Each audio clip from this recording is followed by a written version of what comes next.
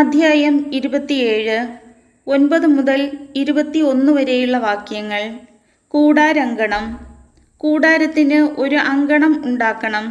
അങ്കണത്തിൻ്റെ തെക്കുഭാഗത്ത് നേർമയായി നെയ്തെടുത്ത ചണത്തുണി കൊണ്ട് 100 മുഴം നീളത്തിൽ ഒരു മറ ഉണ്ടാക്കിയിരിക്കണം. അതിന് 20 തൂണുകൾ വേണം. തൂണുകളുടെ പാദകുടങ്ങൾ ഓടുകൊണ്ടുള്ളതായിരിക്കണം. തൂണുകൾക്ക് വെള്ളി കൊണ്ടുള്ള കൊളുത്തുകളും പട്ടകളും ഉണ്ടായിരിക്കണം. അപ്രകാരം തന്നെ വടക്കുഭാഗത്ത് നെടുകെ 100 മുഴം നീളമുള്ള മറയും, മറ തൂക്കുന്നതിന് 20 തൂണുകളും അവയ്ക്ക് 20 ഓട്ടുപാദകുടങ്ങളും വെള്ളി കൊണ്ടുള്ള കൊളുത്തുകളും പട്ടകളും ഉണ്ടായിരിക്കണം.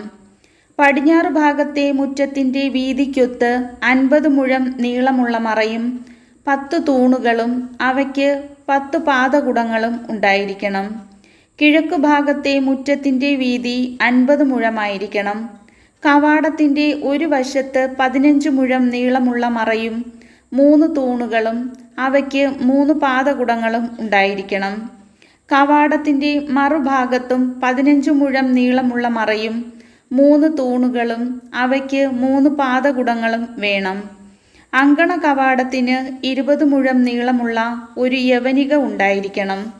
നീലം, ധൂമ്രം, കടും ചെമപ്പ് എന്നീ നിറങ്ങളുള്ളതും നേർമയായി നെയ്തെടുത്തതും ചിത്രത്തയ്യൽ കൊണ്ട് അലങ്കരിച്ചതുമായ ചണവസ്ത്രം കൊണ്ടാണ് യവനിക നിർമ്മിക്കേണ്ടത്. അതിന് 4 തൂണുകളും അവയ്ക്ക് 4 പാദകുടങ്ങളും ഉണ്ടായിരിക്കണം.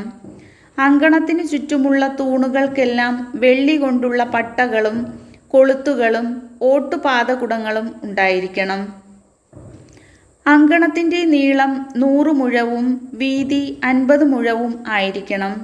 അതിനു ചുറ്റും 5 മുഴം ഉയരത്തിൽ നേർമയായി നെയ്തെടുത്ത് ചണത്തുണി കൊണ്ടുള്ള മറയും തൂണുകൾക്ക് ഓടുകൊണ്ടുള്ള പാദകുടങ്ങളും ഉണ്ടായിരിക്കണം. കൂടാരത്തിലെ ഉപയോഗത്തിനുള്ള എല്ലാ ഉപകരണങ്ങളും കൂടാരത്തിൻ്റെയും അങ്കണത്തിൻ്റെയും മറകൾക്ക് വേണ്ട കുറ്റികളും ഓടുകൊണ്ട് നിർമ്മിച്ചവയായിരിക്കണം. വിളക്ക് എപ്പോഴും കത്തി നിൽക്കുന്നതിന് ആട്ടിയെടുത്ത ശുദ്ധമായ ഒലിവെണ്ണ കൊണ്ടുവരാൻ ഇസ്രായേൽക്കാരോട് പറയണം. സമാഗമ കൂടാരത്തിനുള്ളിൽ സാക്ഷ്യപേടകത്തിനു മുൻപിലുള്ള തിരശ്ശീലയ്ക്ക് വെളിയിൽ വിളക്ക് സന്ധ്യ മുതൽ പ്രഭാതം വരെ കർത്താവിൻ്റെ മുൻപിൽ കത്തി നിൽക്കാൻ അഹ്റോനും അവൻ്റെ പുത്രന്മാരും ശ്രദ്ധിക്കട്ടെ. ഇസ്രായേൽക്കാർ തലമുറ തോറും അനുഷ്ഠിക്കേണ്ട ശാശ്വത നിയമമാണിത്. കർത്താവിൻ്റെ വചനം.